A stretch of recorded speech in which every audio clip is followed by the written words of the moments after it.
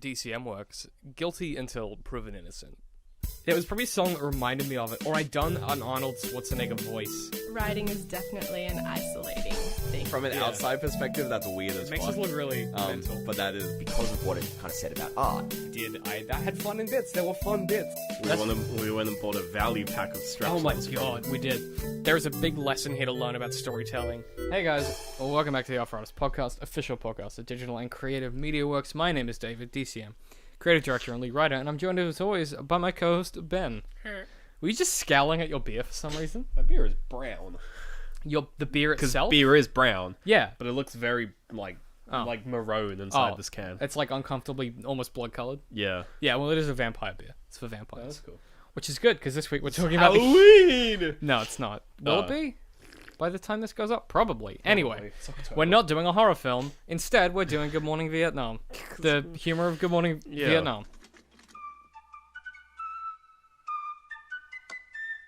Good morning, Vietnam! Hey, this is not a test. This is rock and roll. Time to rock it from the Delta to the DMZ. Is that me or does that sound like an Elvis Presley movie? Viva Da Nang. Oh, Viva Da Nang. Now, you hadn't seen this, had you? No. Which is odd, because it's like one of Robin Williams' best films. I didn't like it. Really? I didn't like it. See, I like this. Okay, no, I want to talk about this, because a lot of people don't. Yeah, I did not enjoy it. Okay, let's start from the top. What? And especially if we're talking about the humor of it, that's a big reason why I didn't enjoy it. So what, from the top, why didn't I like it? Yeah, well, just run me through why you didn't like it. I thought the story was generally uninspired. Like, I get what they were going for. They were trying to get, like, the calm before the storm kind of thing with the Vietnam War. And like, from the perspective of, like, just a normal civilian, which is fine. That's great. Like, I don't mind that kind of story. That can be interesting. But like, so you have this cool story, and you want to deliver it through the vessel that is Robin Williams, right? Yeah. But then you tell him that his character's a comedian. Yeah. It's not the way you do it. Like, Robin Williams is a funny guy, pales in comparison in terms of making a dramatic film as Robin Williams as a non-funny guy. Yeah, you're right. And I think that's why I really didn't enjoy the movie, because so it's a 2-hour long film. Yep. Like, almost to the T. Almost on the nose, yeah. It's pretty much exactly 2 hours. There was a point in time where that was the thing. You get 2 hours. Odd, yeah. And I remember, like, getting up to the point where the explosion happens at the bar. Yeah. And then looking at the time, and it's like, it was an hour through, and I'm like, okay, so the movie starts an hour way through. Yeah. Like, the first hour of the film for me was just complete nonsense. Really shitty character development. Yeah. Like, non-existent jokes. Like, so I think the one part that really ticked me off about this film is that 90% of the film was just, I feel like it was just them in a room with Robin Williams, and they just went, just do some jokes for a bit, and we'll film it, and then we'll put it into a movie. Do a montage. Do some jokes about, do some improv jokes about, armies and stuff, which I guess, it's what his character's meant to be. But, like, that combined with the obviously overacted sort of laugh reactions from all the other characters just killed it for me, because it was the kind of thing where, like, you're listening to Robin Williams, who is traditionally a funny dude. Yep. And he's saying all these jokes that kind of aren't that funny, partly because we're not in the army, but also partly because they're just not that funny. And then you have other people who are, like, stifling back laughter and losing it and stuff. Yeah. And you're like, it just pulls you out of the film. I think, and half the film is that. It's pretty much half of that. It's montages of half that, the film is just voiceover of the radio show and random reaction shots from, like, big burly white boys, like, without shirts. Big old white boys. On, like lying on, like, fucking goddamn, like, tanks and shit, just having a giggle. And it's like, what is this film? Interesting. See, that's so interesting to me, because, like, one of the reasons that... And then, the ham-fisted fucking we're all one anti-racism Vietnam storyline, which I thought was horribly forced. And it didn't help the fact that I hated Robin Williams' character the moment I saw him. He's not likable. No, he's not at all. So it's like, why do I don't care about his struggles, and his jokes aren't funny. One of the biggest faults. Like, of I the film love Robin Williams. I is- love his films, but fuck me, this was hard to watch. one of the biggest problems with this film is there's no one to like. No, it's- Even like, because I mean, the closest I started person- liking the villains by the end of it. I started liking the lieutenant guy who has who runs the radio thing, and he thinks he's a comedian, but his jokes are shitty. He's great. He was funnier. Yeah, he was like great. his jokes were funnier because they were so bad. But like, when he was like saying his jokes on the radio, There was I was like, well, his jokes were his were actually funny because they were so bad. But everyone was just like, all the thing that I think killed the movie was like the reactions. Because you have this no one premise laughed of- at him being bad.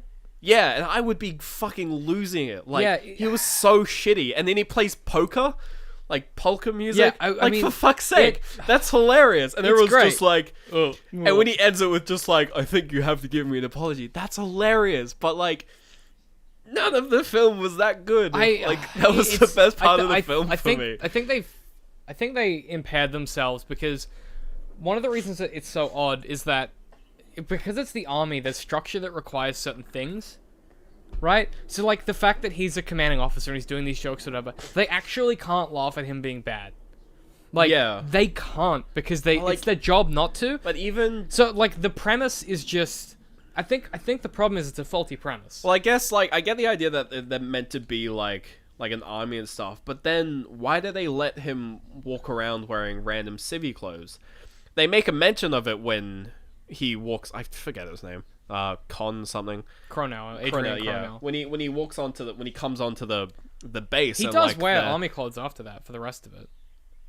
Yeah, on There's one occasion. No, there's one scene where he doesn't, where he wears a dress shirt and slacks, but he wears like army clothes for the rest Well, of it when he's on duty. he's wearing Air Force clothes, I think, Well, yeah, because he's an airman. because he's Air Force, not Army. Yes. But he still sticks out as the thing. Well, that's because everyone else is army and he's airman. Yeah, which is, to me, kind of made it like I didn't realize he was wearing Air Force. For me, it was just he was wearing general smart civvy clothes Oh, because he shit, wasn't wearing green. I watched it with my stepdad, who was in the Air Force, but he was in the RAFs, he was in the Australian Air Force. Sure. And yeah, his biggest comment, he was like, yeah, I get... It was interesting. So he was talking about this idea that the biggest problem with the film is that they picked a time in the army where it was really hard to do anything that wasn't what the army wanted you to do. Like, Yeah. I mean, even now, it's still the army. Like, it's still this toxic kind of power system.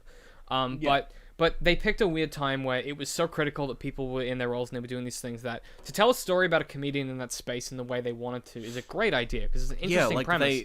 But they just really made it like he should have been. Should have been reprimanded a lot harder, a lot earlier on. Like they the made these problem was- comments that it's just like you can't go in the air and act like There was that. an hour with but then no, he just continued and did there was the an same hour thing. with no stakes. I think that's the Yeah. biggest problem. Like if the first time he played, Martha Reeves and the Mandelas, Nowhere to Run To, which is an amazing song. The first time he played that, if they were like, yeah, you're being officially reprimanded, but then they got phone calls when he started playing shitty music, and they were like, where's the, what about Adrian's music, whatever. And then they just started playing licensed songs because they had the money, I guess. Well, it was, a lot of it. They weren't that big at that time, though. Yeah, I guess in hindsight, This comes yeah. to that category of a film that, well, they use the Beach Boys a lot, which are obviously have been The big Beach forever. Boys, yeah. But like, yeah, it was this. You gotta remember, this was made a long time ago. Like this was The '97, 80s, I think. 70s, I think, yeah. Is it? I'm gonna have a look. 78. I have it on here. 78. Yeah. Keep talking. Just keep ranting? Okay. 1987 is when it was put So out. 78, 87. So considering that, I think it dates. yeah, it's okay. It dates itself. Like it does date. Oh, yeah. But I think for when it was made, like it's solid. But I think now, and this might just be a product of that we spend all of our time looking at sophisticated stuff. yeah. This is really basic, and it was made Well, in a basic way. It's even not. Like, I don't think it's... I watching it, there are some parts where you're like, fuck me, they had a budget. Like, they will just have random shots. No, where they will sorry, just... I don't mean monetarily. I mean they're trying to tell a basic story. Well, Sorry, yeah. I should have been No, clear. that's the thing. Yeah, no, I agree. They're telling a very basic story, but they put in these shots where they'll pan across a landscape. There'll be helicopters flying in the fucking thing. Yeah. There'll be tanks. There'll be like 50 extra actors, and you're just like, why is all the money going into that? Like, if they wanted to tell this, like, deeply personal, which it is, it's a very singular, like, it's like one person, and, like, you know, like, it should have been a lot more personal. They should have focused more on the... I just think we needed more scenes with Adrian Cronauer doing stuff. Well, they should have... Like, going about his life. Like, they should have either gone, like, fucking full ham with the love story that they were trying to set up for some fucking reason. But it wasn't a... no, Oh, see, for fuck's okay. sake. I mean, like, No, hang it on, was just okay. disgusting. Let me defend why they did that and justify They wanted- it to you. Alright. Here's what it is. Sure. It's not a love story. No, it's not. But there's the love... There's that No. whole ham-fisted There's- it's Vietnamese not- friend part. It's not ham. That's what it was like. I know that it seems to us because we're like that's so unsubtle, but that's literally what happened. Is like you would get these like, and I was talking when we were watching it. Gil was like, "Oh yeah, that stuff still happens in other countries or whatever." But that's like what you would do is you would just start following a woman around. Oh, no, I get that. No, I get that. Yes, Like, but I what- know that's okay. a thing. Yeah. Like, I understand the whole idea of, like, Vietnam has a, like, after the war, where there were just a bunch of babies with no fathers. Yeah. I get that. But, to me, it was the kind of thing where, like, they tried to play into that a bit, but at the same time, they were trying to play this other storyline of the whole radio show thing that I felt like they should have just gone hard with one or hard with the other. Yeah, I agree. I think Because they did neither one well. No, you're right. If they'd gone full, I think they should have gone full radio and had it be about. Oh yeah, I think it should have been full radio. I would have loved to see Adrian Cronauer and like the way Like, that he has to deal with the rest of the people in the because he's not Marine. He becomes a fucking random English teacher at a school that he's not meant to be the teacher No, of because he pays off the dude That also once. just happened. Yeah, Like that just happens. I was just like, oh, is this suddenly like Patch Adams or some No, shit? but that like, also what did- is going I on? mean, again, not to defend this, but that did also happen a lot. People What, just- like Marines would do shit like that all the time. Like people. but in the at the same like It's for part. a- It's part. for a- I know. for a For movie. us, for us, it's like don't like why. Or No, I mean, I didn't like. It's the kind of thing where it's just like it just happened, and then they sort of stopped acknowledging it. Yeah. Like in this story, like I wouldn't mind it because you know it's hard to do a lot of stuff in the amount of time you have. Yeah. And they were trying, they were running think like you're right, they tried three to do different too many storylines in a 2-hour film, and none of them were done very well. And then all of the money was blown on helicopters. I think there's a part of me that wonders if this was funded in part by the military because although it doesn't glorify warfare, it shows the complexity of what it's like to be at war. Like I think it must have, because the last few bits, the last like 10 minutes of the film are basically infantry porn.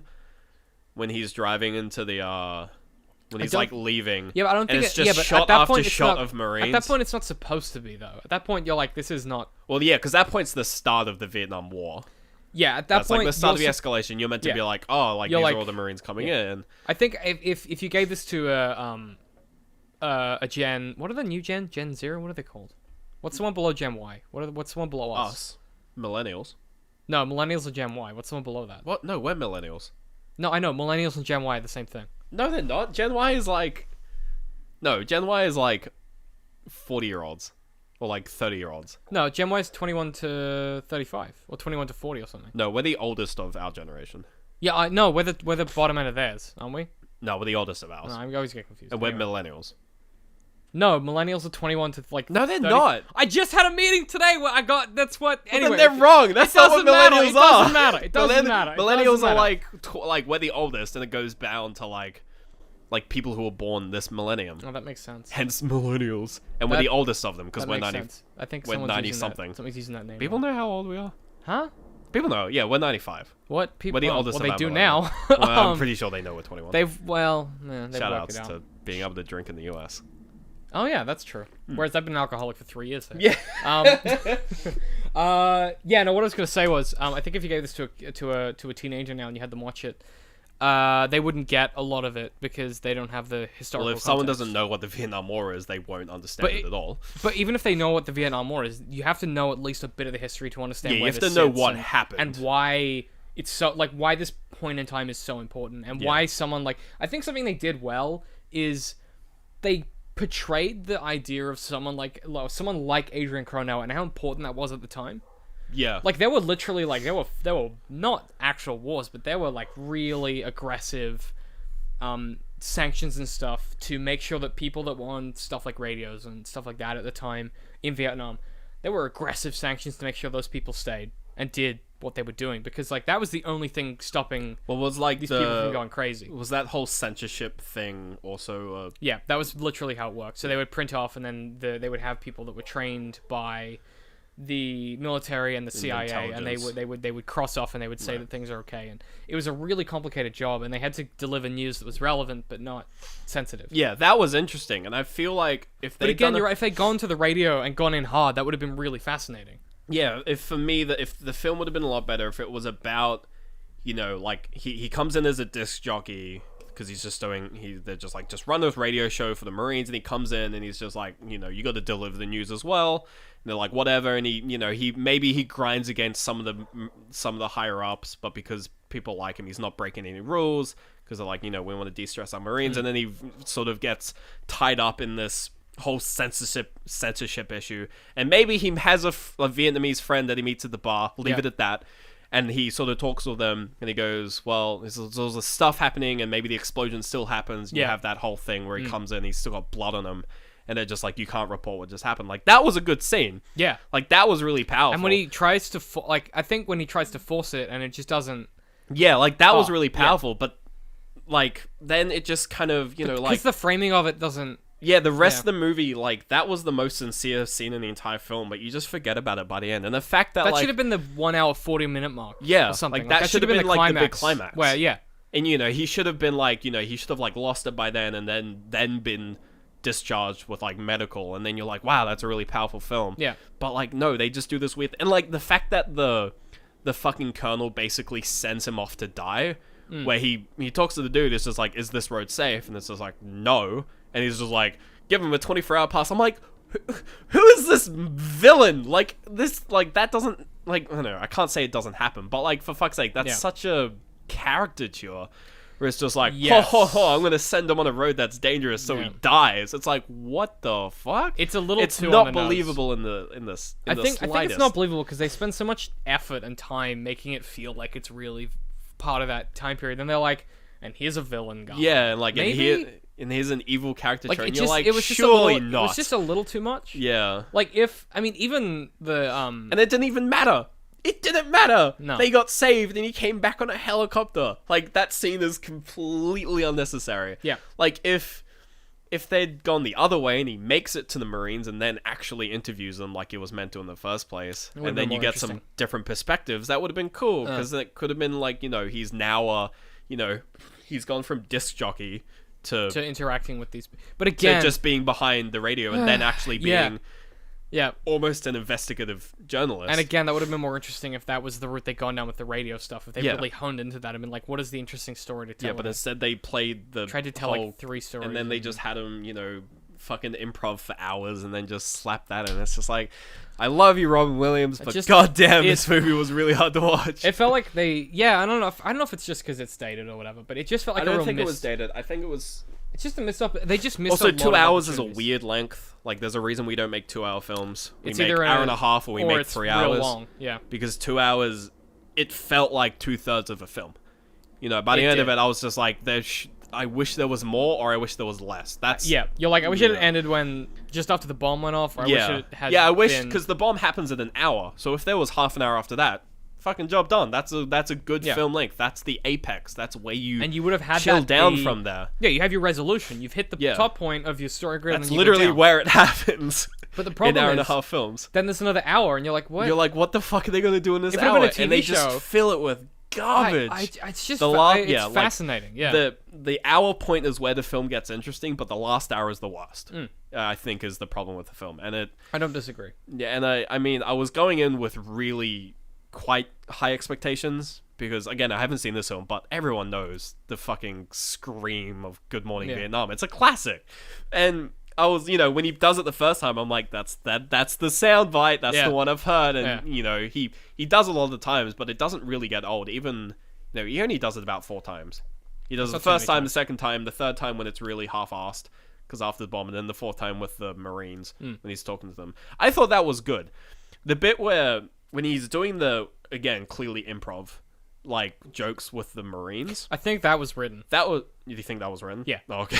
I guarantee that was written. Well, that was good because it must have been because of the act. That was complexity. good because that was comedy with a basis. Like he was responding, he was making jokes about something, whereas the radio stuff was just rapid fire stuff, half of which I didn't know what the fuck it was about. But I suppose because that's it was also very 'cause timed. You don't have those references. Yeah, later. it was based on the time. Well, I guess it could have been funny, but See, it was like Gil explained some of it to me, and he was like, "These are really clever for these reasons." I was like, "Yeah, okay." So some of that is just that it's lost to time because we don't I have guess. those references. But it's comedy that lasts is comedy that it lasts because everyone it's not based on something. I don't know. I think there's but there's good comedy and then there's comedy that lasts. It can be both. You're right. Or it can be or either. it can be either. You're right. Yeah. There's a difference. Yeah. And I think this is comedy.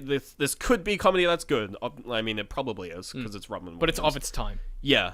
But the stuff on the radio is comedy that's good, whereas the stuff when he's interacting with those Marines, that's comedy that's good and it lasts. Yeah, because it's not tied 'Cause to. it's just reacting to like, what's your people. name? Yeah. And then he stutters and he makes a joke about Yeah. the Irish people always stuttering, which is classic.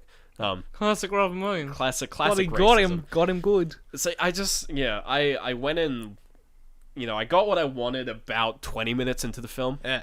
And then No, that's it. You watch. Well, what you watch it for is you watch it for you're like, okay, I got my Robin Williams. Yeah, you watch it with the Robin Williams, and then I ended up like watching like a bunch of YouTube videos, like just pausing the movie, watching something else, coming back. So I was just like, "Fuck, this is hard to watch." And I think I got to the hour bit, and then I was like, "Oh shit!" Like the film's getting interesting, and then I the watched rest it of for it's like 20 just- minutes later. I was like, "When is it gonna end?" Yeah, you're like, what happened? It's a bit like that. I don't know.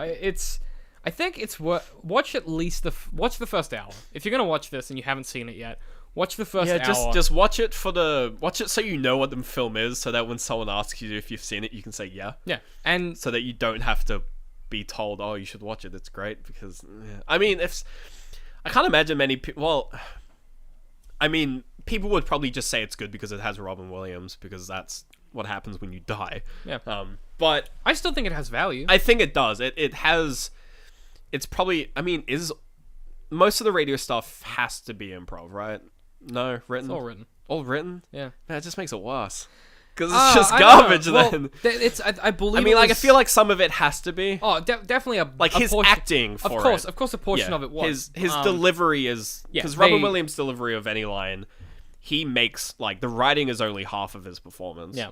So I think that's obviously improv because they're not you can't instruct Robin Williams Well, to do anything. it's the same way that you do stuff like that. So when you script that, You just say here's some jokes to make. well, but what just you have do fun. is you say you're doing a joke section about Marine or the a weather marine and on the a news. on a bumpy trail, Yeah. or you're doing it about this piece of news that actually happened, Yeah. and then Yeah. you go, our framing for this is that you're gonna pretend like it's the Wicked Witch of the West, and then he goes, Yeah. great, I can do that, and then he does, and then he works, Yeah, and and then he they workshop it until he finds something that works. And you get something. Yeah. So it's sort of a collaborative process usually. Yeah. So it's comedy. Yeah, Rather but than ra- specifically rather than improv. scripted jokes. Or whatever. Yeah. Whereas, like, if you're looking at like a TV show, it's often scripted jokes. Yeah. Yeah. I see what you mean. Yeah, I don't know. Like, I think this has value, and it's not amazing. Watch the first hour, but I think the really important thing. Yeah, like when you get to the explosion, stop watching.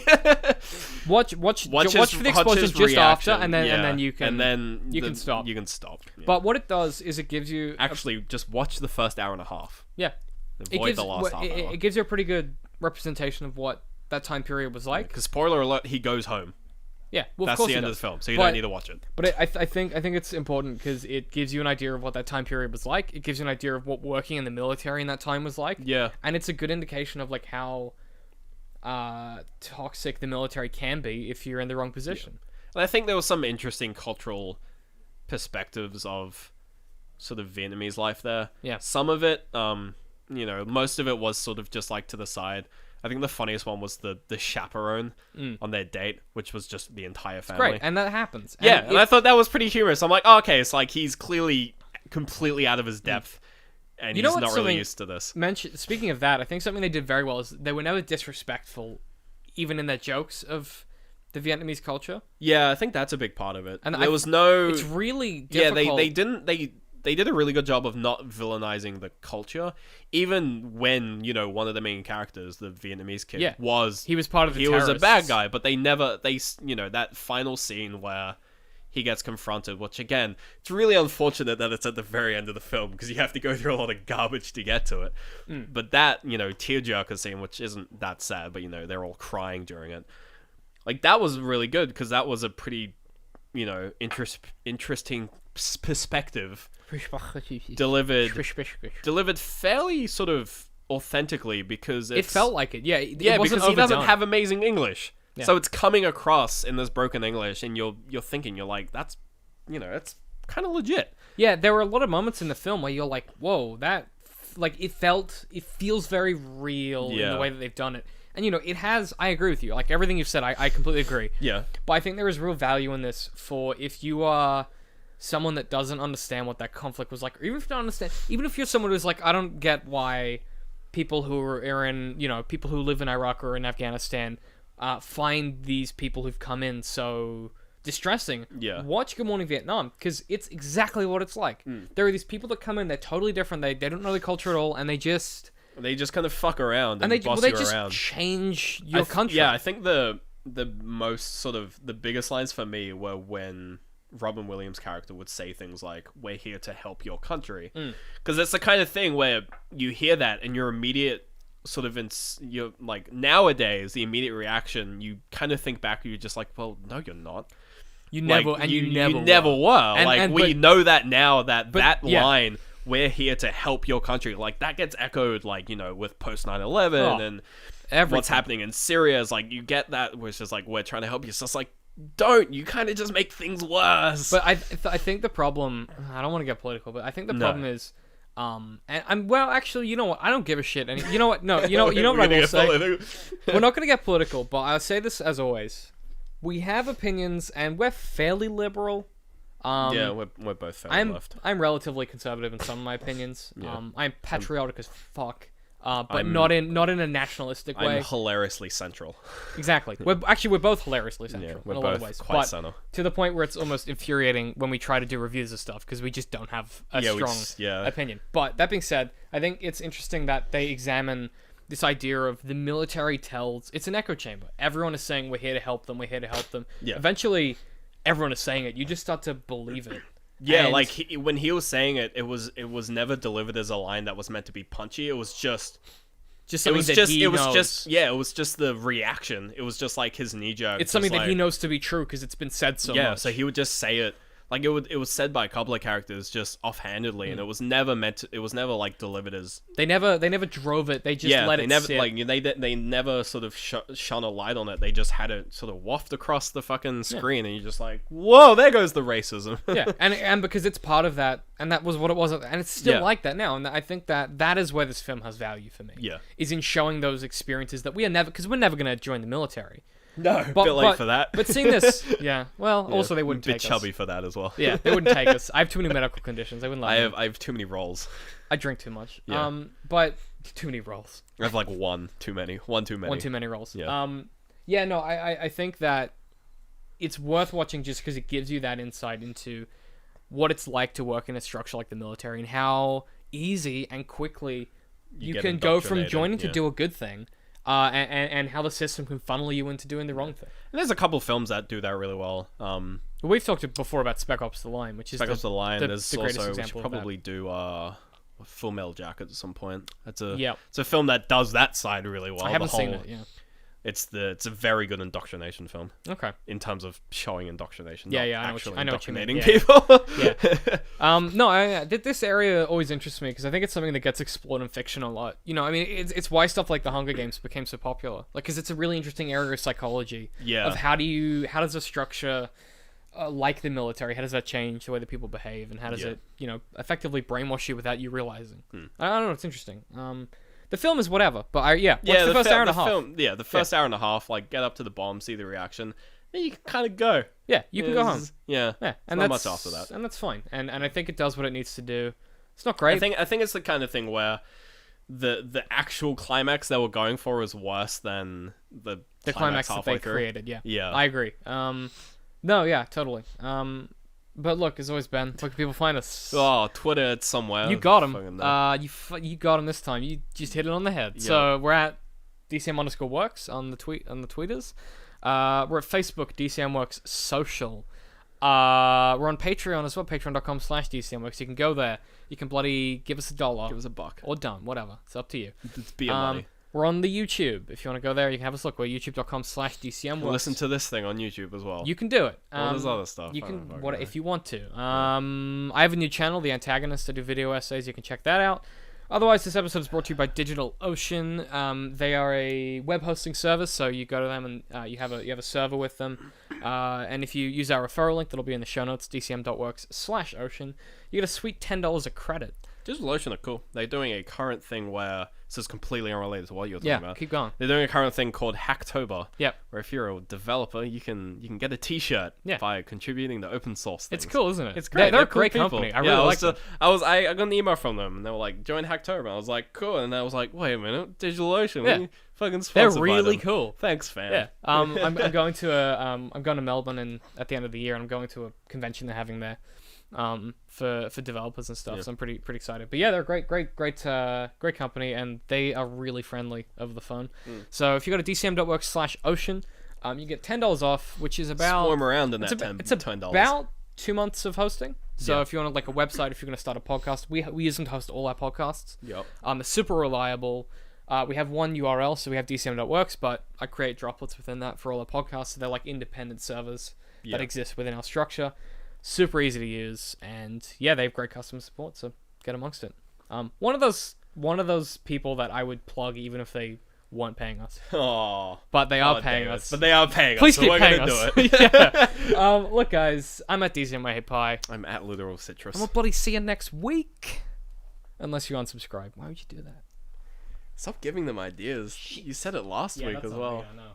It was probably a song that reminded me of it, or I done an Arnold Schwarzenegger voice. Writing is definitely an isolating thing. From an outside perspective, that's weird as It makes fuck. us look really mental. But that is because of what it kind of said about art. I had fun in bits. There were fun bits. We went and bought a value pack of straps. Oh my god, we did. There's a big lesson here to learn about storytelling.